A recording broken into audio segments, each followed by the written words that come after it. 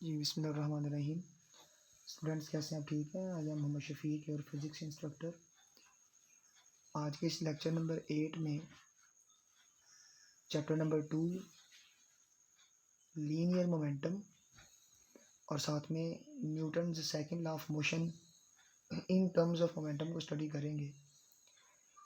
पहला कॉन्सेप्ट होगा linear momentum का और दूसरा कॉन्सेप्ट होगा Newton's second law of motion in terms of momentum. और इसको हम एक और नाम भी दे सकते हैं इस चीज़ को कि ये Newton second law of motion की सेकंड फॉर्म है। ठीक है, second form of Newton's second law of motion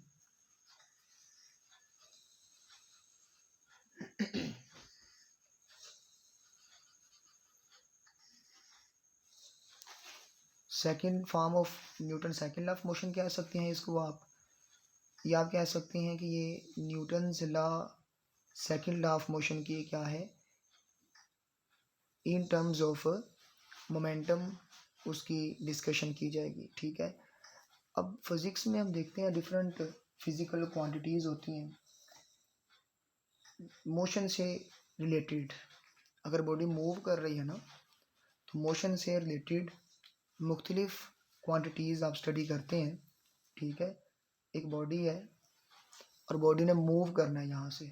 ठीक है, यहाँ से ये मूव करते करते आगे जा रही है। तो जब आगे जा रही है तो इसमें हम ये कहेंगे कि ये मोशन के अंदर है। मोशन से रिलेटेड डिफरेंट क्वांटिटीज़ आती हैं। जिस तरह से इसने क्या कवर किया होता है, डिस्टेंस एस कवर करेगी, इसकी कोई ना कोई स्पीड वी भी होगी, और इसके अलावा इसमें एक्सेलरेशन भी हो सकता है अगर स्पीड में चेंज आ जाए।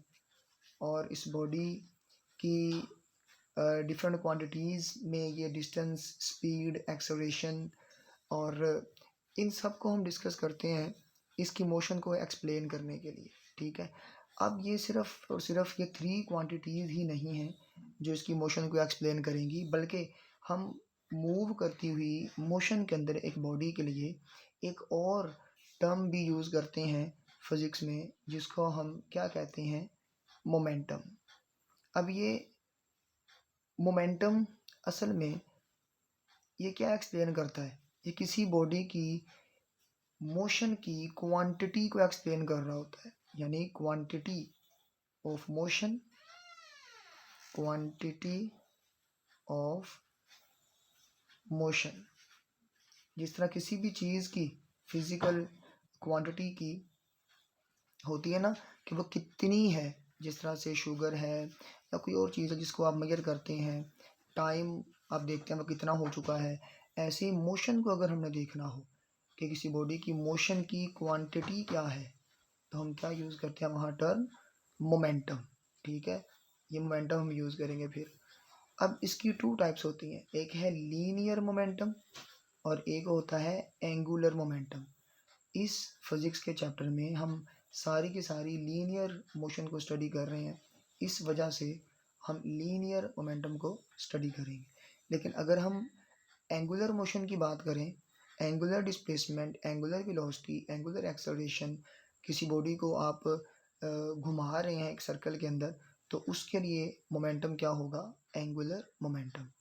तो ये इसका बेसिक कॉन्सेप्ट है कि क्वांटिटी ऑफ मोशन को एक्सप्लेन करने के लिए हम मोमेंटम की टर्म को फिज़िक्स में यूज़ करते हैं। अब इस बॉडी का कोई ना कोई मैस होगा, इस बॉडी का कोई ना कोई मैस होगा और ये मूव कर रही है अगर स्ट्रेट लाइन के अंदर, लीनियर का मतलब है स्ट्रेट लाइन के अंदर, तो इसकी कोई ना कोई वेलोसिटी v भी होगी। अब अगर आपने देखना है कि उस बॉडी में मोमेंटम कितना है, तो मोमेंटम के लिए क्या करना पड़ेगा, आपने इसके मैस और इसकी वेलोसिटी को आपस में मल्टीप्लाई करवा देना। तो जो आंसर आएगा वो एक नई फिजिकल क्वांटिटी आएगी, that is called linear momentum. और अगर आप इसको आसान अल्फाज में समझना चाहते हैं तो यहाँ पे आप इसको एक्सप्लेन कर सकते हैं कि एक बॉल है और एक यहाँ पे कार है, ठीक है। एक बॉल और एक कार का मैस है m और बॉल का मैस भी क्या है m। इसकी स्पीड है v और इसकी स्पीड भी क्या है v। लेकिन यहाँ पे फ़र्क क्या होगा कि जो बॉल है इसकी स्पीड 10 मीटर पर सेकंड और कार की स्पीड भी 10 मीटर पर सेकंड। फ़र्क कहाँ पे होगा, मैस इस कार का सपोज 100 किलोग्राम है, लेकिन इस बॉल का सिर्फ सपोज के वो 10 किलोग्राम है। यानी कि आप इसको 10 किलोग्राम ना कहें बल्कि आप कह लें 1 किलोग्राम है, ठीक है। 1 किलोग्राम ये हार्ड बॉल हो सकती है, ज़्यादा बड़ी बॉल हो सकती है।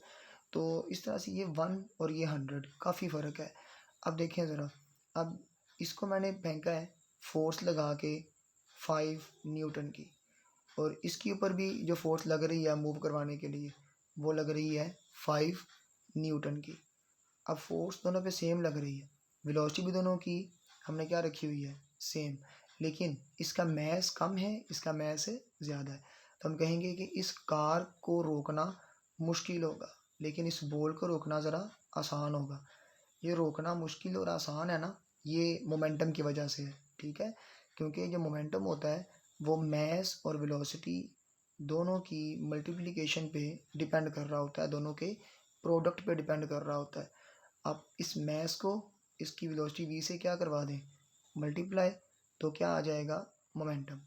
तो इस कार को रोकना काफ़ी मुश्किल होगा, किसकी निस्बत, इस बॉल की निस्बत। हालांकि दोनों की वेलोसिटीज़ क्या हैं सेम है, लेकिन फ़र्क कहाँ पे है दोनों के मैस में काफ़ी फ़र्क है।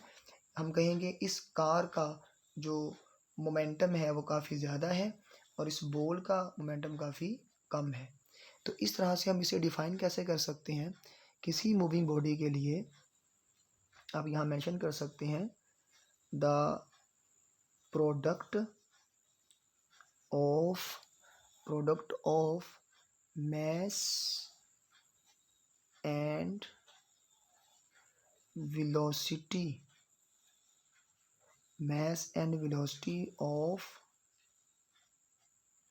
of moving object is called momentum।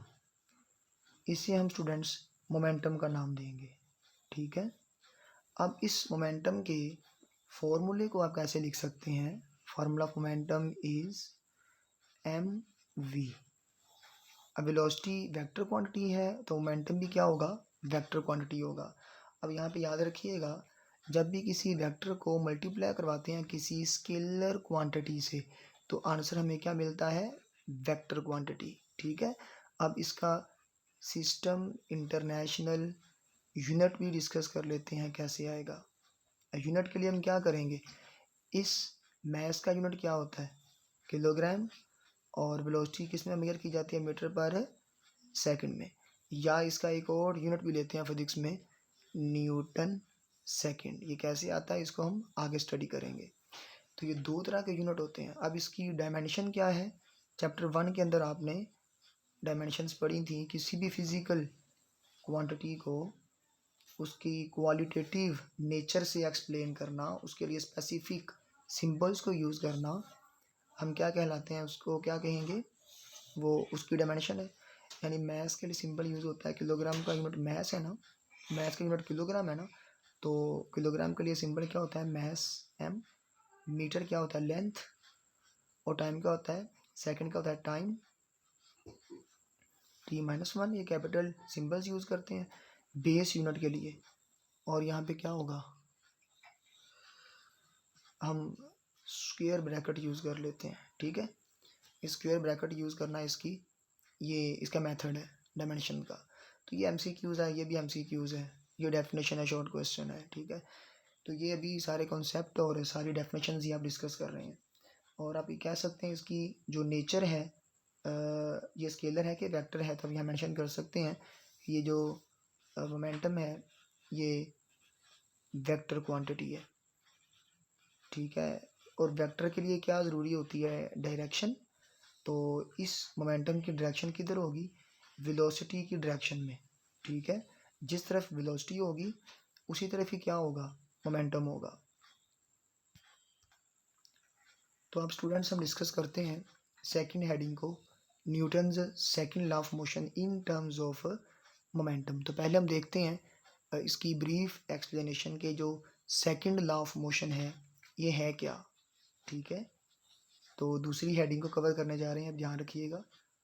Second law of motion किसकी टर्म्स में, मोमेंटम की टर्म्स में, यानी कि उसको मोमेंटम को यूज़ करते हुए किस तरह से हम डिफाइन कर सकते हैं, इन टर्म्स ऑफ मोमेंटम। अब ये आपने गौर से देखना है कि पहले सेकंड ऑफ मोशन है क्या। आप डिस्कस करते हैं बेटा 9th क्लास में भी कि जो किसी बॉडी के ऊपर, पहले थोड़ा इसको समझ लें।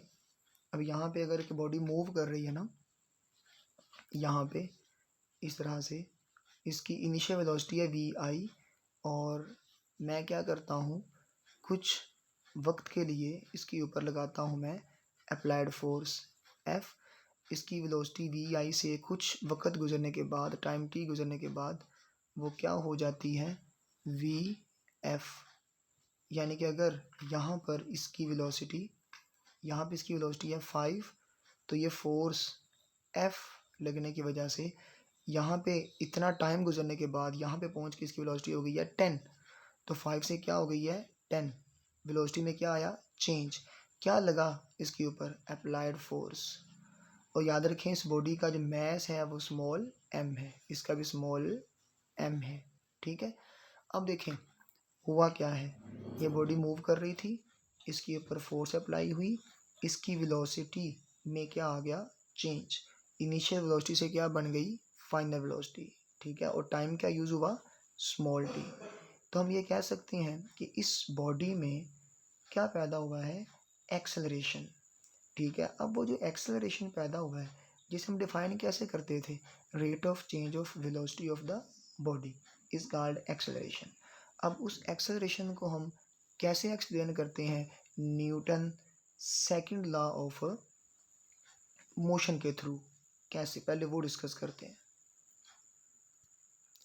सेकंड लॉ ऑफ मोशन हमें ये कहता है कि अगर आप ऑब्जर्व करें कि जो एक्सेलरेशन ए प्रोड्यूस हुआ है वो अप्लाइड फोर्स के डायरेक्टली प्रोपोर्शनल होता है। अगर आप ये फोर्स को ज़्यादा कर देंगे तो वेलोसिटी में चेंज ज़्यादा आएगा, और वेलोसिटी में चेंज ज़्यादा आएगा तो एक्सेलरेशन भी ज़्यादा प्रोड्यूस होगा।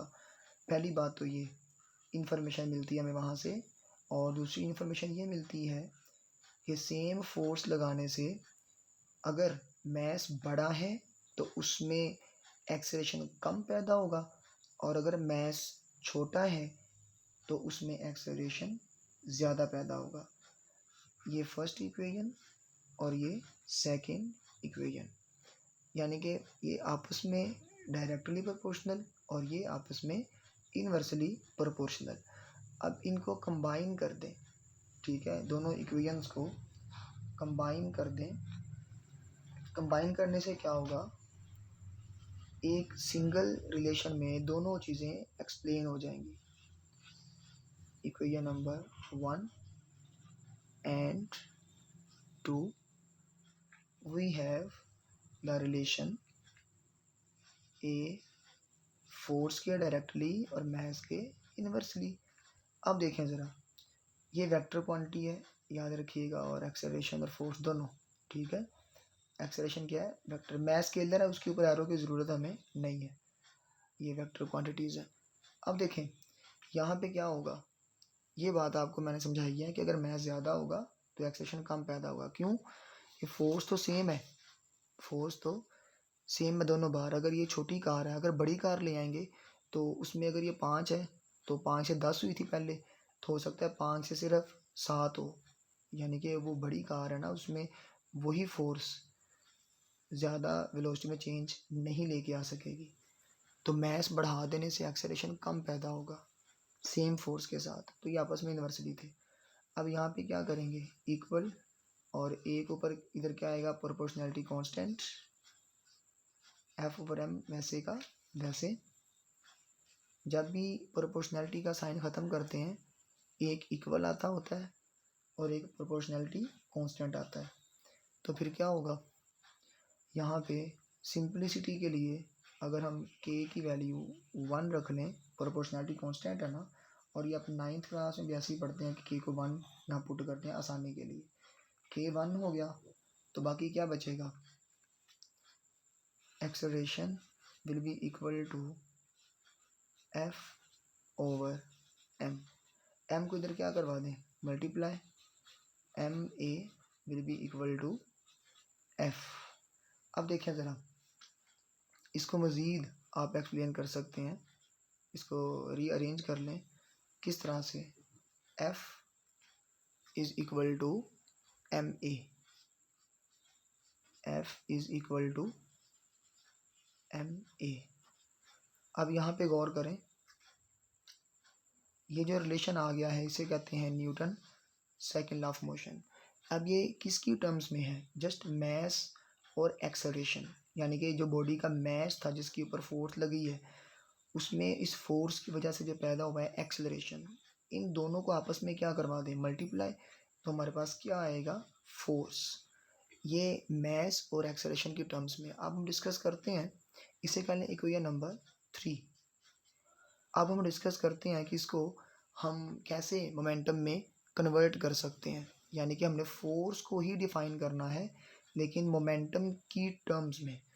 तो हम यहाँ मेंशन करेंगे, हम क्या जानते हैं कि जो एक्सेलरेशन की डेफिनेशन है वो क्या होती है जी, rate of change of velocity. ठीक है, इसे हम कहाँ यूज़ करेंगे, इक्वेशन नंबर 3 के अंदर। तो फिर क्या बनेगी वो equation, F will be equal to acceleration क्या आ जाएगा, V F minus V I over time T. इस एम को दोनों से ऊपर क्या करवा देंगे आप, मल्टीप्लाई, मल्टीप्लाई करवाइए, इसका आंसर क्या आएगा, F will be equal to M V F minus M V I over time T. इस एम वी को हम पीछे पढ़ के आए बेटा, मोमेंटम कहते हैं। तो एम वी एफ तो मोमेंटम भी क्या होगा, फाइनल, एम वी आई तो मोमेंटम भी क्या होगा, इनिशियल। तो यहाँ फोर्स किसके बराबर आ जाएगी, इसे कह लें आप पी एफ माइनस इसे क्या कह सकते हैं, पी आई। पी क्या है, मोमेंटम का सिंबल है, over time T.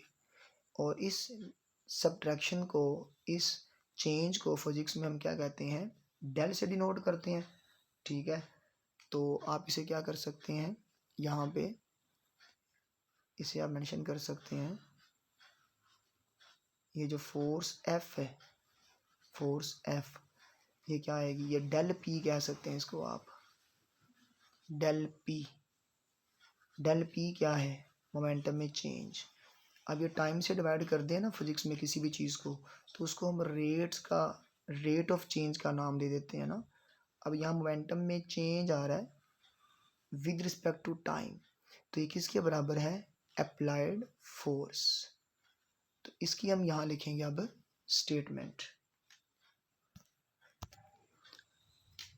The rate of change of momentum is equal to applied force. यानी कि आपने जो rate of change of momentum को देखा है बेटा, वो किसके इक्वल आ रहा है, अप्लाइड फोर्स। जबकि यहाँ पे क्या था, मैस और एक्सेलरेशन ए का जो प्रोडक्ट है वो किसके बराबर आ रहा था, अप्लाइड फोर्स। तो ये मैस की टर्म में सेकंड लॉ ऑफ मोशन है और ये वाला मोमेंटम की टर्म्स में सेकंड लॉ ऑफ मोशन है। सेकंड लॉ ऑफ मोशन आपको देता क्या है, बताता क्या है, सिर्फ और सिर्फ डेफिनेशन ऑफ द फोर्स। तो ये फोर्स किसके बराबर आ रही है, rate of change of momentum. ठीक हो गया, तो इसको हम कहते हैं सेकंड लॉ ऑफ मोशन की सेकंड फॉर्म।